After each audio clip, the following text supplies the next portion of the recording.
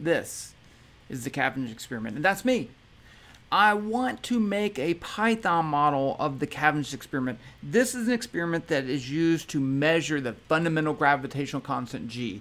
Now, there are two videos I want to show you a screenshot from. This first one, and I want to explain how the Cavendish experiment works. This first one is from Steve Mold's video, where he tried to reproduce this in real life, and he did. But he tried to do this with some simple stuff first. And this is the idea. The idea is to show gravitational interaction between this mass and a larger lead ball, and then this mass and a ball. And those two gravitational interactions, this bar that these are suspended on is supported by a wire that allows it to twist, so that this attraction should pull the whole rod toward that, and you should be able to see the motion of it. And that's what you want to do.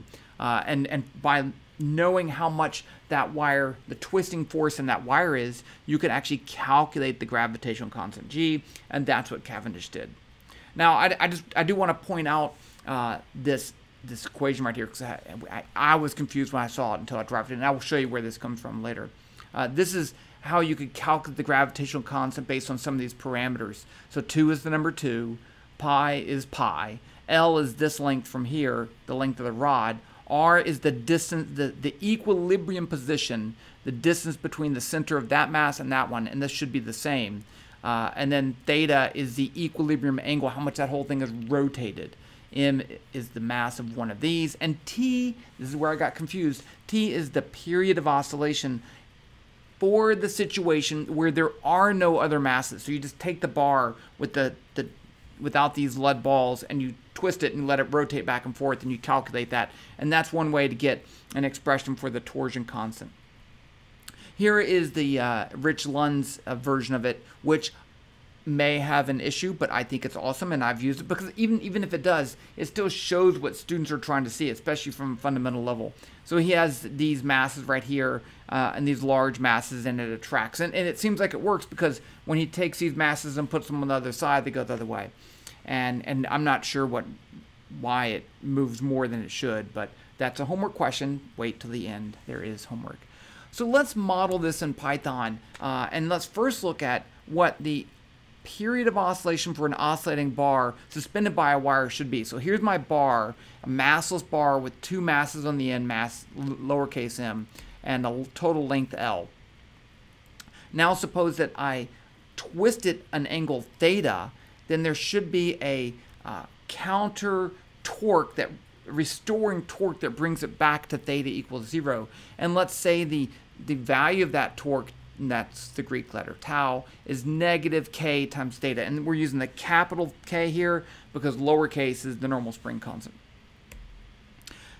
The torque equation says, and this is a lot like Newton's second law, but this is the rotational version, the total torque on an object about some point, you have to pick a point, and that's the center, is going to be the moment of inertia of that object times the angular acceleration alpha. Now, the angular acceleration tells us how the angular velocity changes. So that's d omega dt, where omega is the angular velocity. And then omega is d theta dt. It tells us how fast the angle changes. So the alpha, the angular acceleration, is the second derivative of theta with respect to time.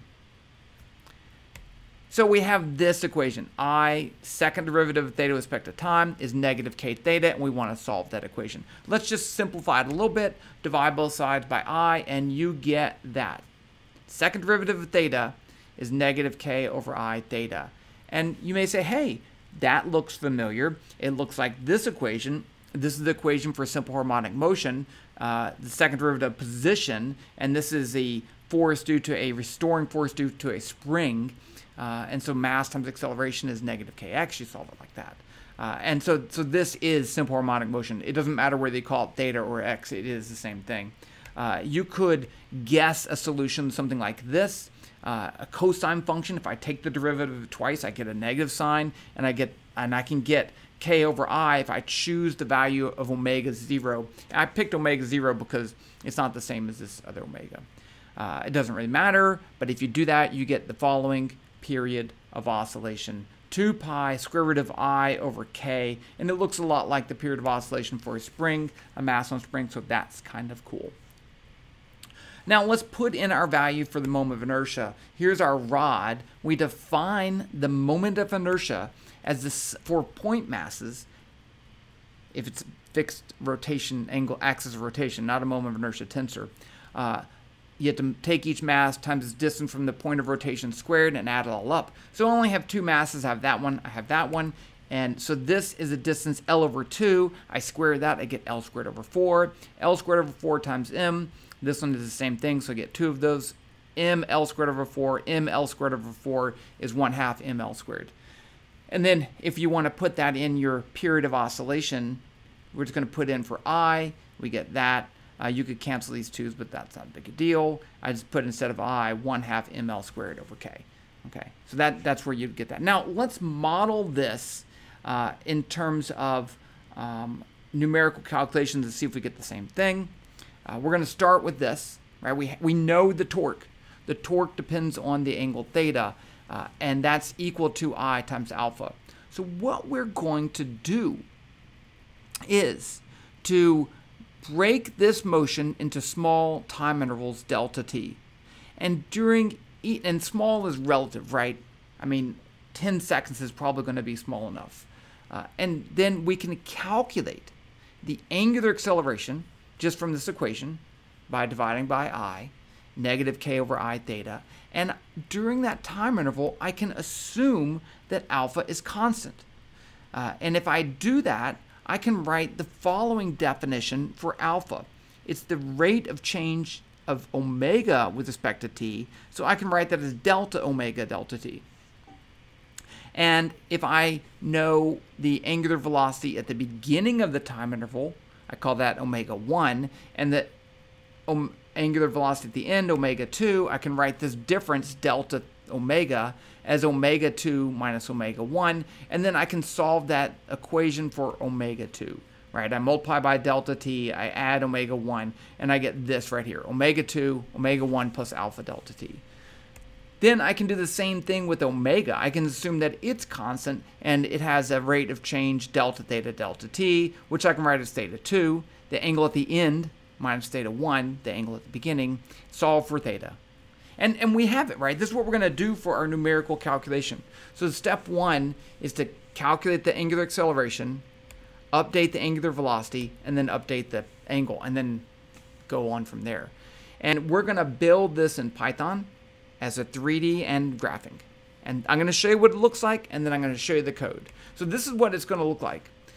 Here we have, and this is over-exaggerated for this first case, but this thing is oscillating back and forth like that, and that's what we want to build. So let's go over the important parts of the code. The full code link down below. You can click on that. You can edit it, everything. So I'm using WebVPython. This looks like Python, and it has modules for making these 3D objects. So if you haven't used that before, you know I use that. If you're at this video, you've seen me do that before.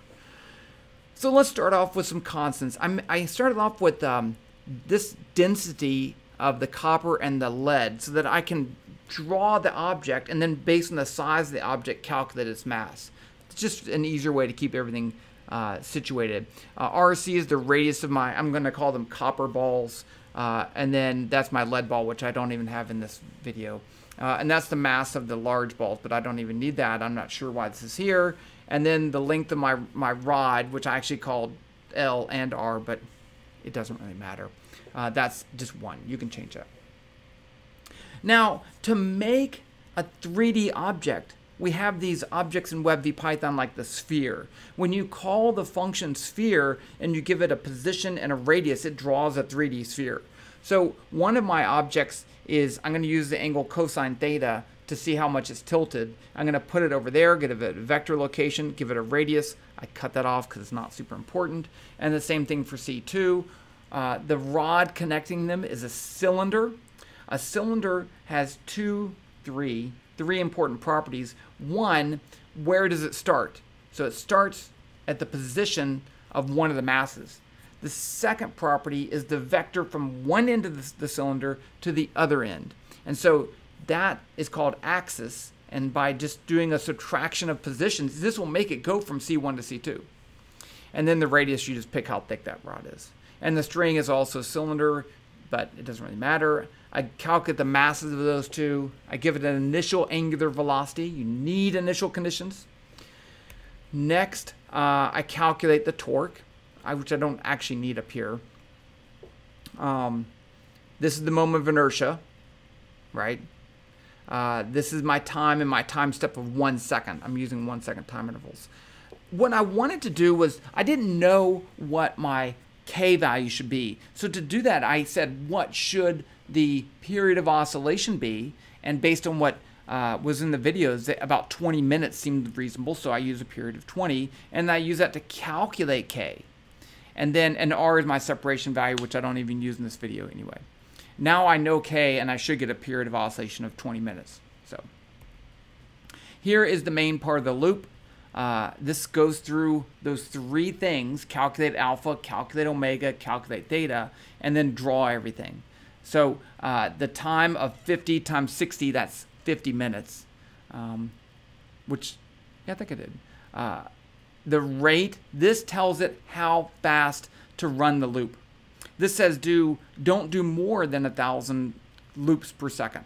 I don't want to let it run in real time because boring. So that's what that is. You can make it go faster or slower if you want. So I calculate the torque, calculate alpha, update omega, update theta, and then right here I'm redrawing those two balls, right? Because they moved. So I need to calculate their positions. And then I need to move the rod, change the axis of the rod, and this makes a graph. And this is what we get. And you can see here, one period is 1,200 seconds, which is 20 minutes. So it does indeed work. It looks just like a trig function. So everything's awesome. What do we have here? Okay, so what am I doing right here? Let's put in some values. This is the copper, the lead, the length, initial angle of theta 1. I already did this. Okay, I did it twice. Well, that's fine. Oh, and that was the period. There's my value of K if you need to know that. And that is the period of 1,200. Now let's add the gravitational force. So here's my rod, and I'm going to add these two larger masses right there, M1, or capital M and capital M. So there's a gravitational force attracting those two like that. And I need to calculate that force. The first thing I need to do is to calculate this vector from the center of this mass to the center of that mass, and also for this one over there. Because if I want to do this the best way, I need to calculate the vector force of gravity. And to do that, I need this r hat, right? R hat is a unit vector in that direction. If I define my r vector this way, the force on this mass is in the same direction. And then I need to take the magnitude of that to square it. And then this is my normal universal law of gravity, G m over r squared, and then r hat makes it a vector. And that's the same for this one over here too. What was it going to say? Oh, and I don't need to worry about the force on this mass because that one's stationary. It's not going to move anyway. I also need to calculate the torque. And so to do that, I need this. I'm going to do this the right way, right? Because I'm not going to use torque as this force times that distance, because they may not be perpendicular all the time as it oscillates. So I might as well do it the right way. And to do that, I'm going to use this vector from the center O to this mass. I'll call that R1, and this one R2, such that I get the following, and this would be F2, and that'd be F1. The torque is going to be R cross F. So it is the cross product, and it is a vector. So in this case, it would be a vector. If this is the XZ plane, which is what I use, then the torque would be in the Y direction. And so I can just, if I want the scalar value of the torque, I can just use the Y component of the torque. And that's what I'm going to do. But this way it will take into account if these forces aren't perpendicular and stuff like that. Does that make sense? Okay. So let's just calculate the equilibrium position for this situation. So we have this mass right there. This mass is in equilibrium, so that the total torque is 0, and that's this torque from the twisting wire, and then the torque from these two forces. And in this case, I am assuming they're perpendicular. So I have K times theta is the twisting torque. This exerts a torque F times L over 2, and this is also F times L over 2, which is just LF, right? I have two of those. And if I put in the value for F, they're the same distance away, G M over R squared, and I can solve for theta right there. G L M over K R squared. That's my equilibrium position that I would expect, which is important, right? Because that's something that we can kind of predict beforehand and see how much of a deflection we should be able to get and whether we'll get it or not. Now, just to get back to that equation, remember this is my period of oscillation without these larger masses right there. If I take this and solve for K and plug it in over here and then solve for G, you get that equation. And that's that equation I showed you before. Okay, but that's where it comes from. So just a reminder, this T is the oscillation without those masses, and we'll get back to that in a second. So let's do this for the two lead balls in my case. I'm going to assume the lead balls have a radius of 6 centimeters and a density of 11,000 kilograms per cubic meter. That gives it a mass of 10.2. That was close to Steve Mold's 14 kilogram masses. The radius, I put them, let's see, these are 2 centimeters. That's 6. Yeah, so it's a 1 centimeter gap between them, just to make it realistic.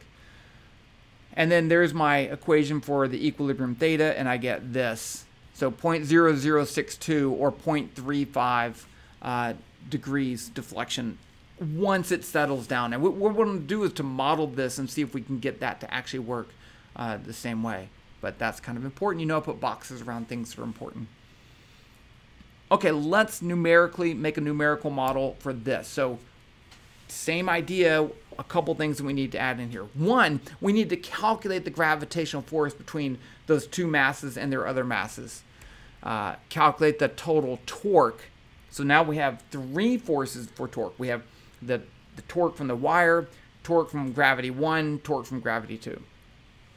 Use this torque to calculate the angular acceleration alpha. Use that alpha to update the angular velocity. Use that angular velocity to update the angle. Okay, so we have another program. I have 2 different programs, one with the balls and one without. So let's go through all of the details. Okay, this stuff up here, G1 and F1, this just makes a graph because I want to plot theta as a function of time just to see if I can see it moving, because it's not going to move. It's not going to move noticeably. So if I run it, the deviation of 0.3 degrees, you just don't see that. Over here, I give it a tidal, a y tidal, an x tidal, a width, and a height. That's all for the graph. And then F1 is what I'm actually plotting. I need this gravitational constant because I'm actually calculating the force and modeling it. The same density, radius of the copper ball, radius of the lead ball, mass of the lead ball, the length of the stick. I'm using a meter.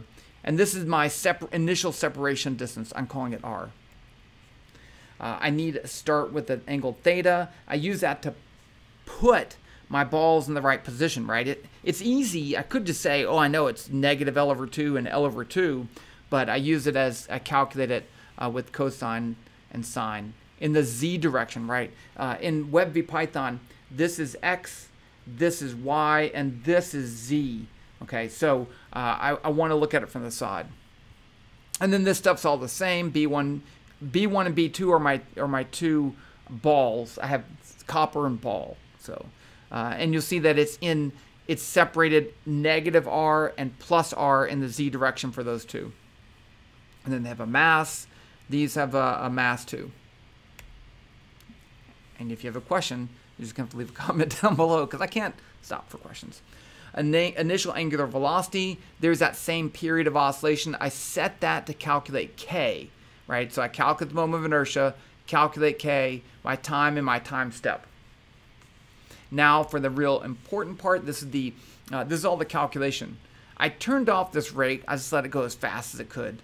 So I need to calculate that vector, R1 and R2, from mass 1 to the other lead ball and from mass 2 to its lead ball. So I need those vector values, and that's what this does. As they move, these vector values are going to change, so I need to recalculate that.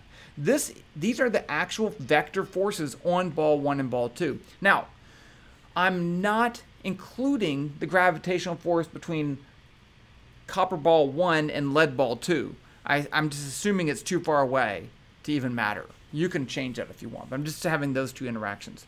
So G, mass of the ball, norm is a unit vector. Take the magnitude of the vector and square it, and that gives me the vector force. So I have those two vector forces. Now for the total torque, I have negative k theta. I had that before. Now I need to take R cross F to find the torque from F1.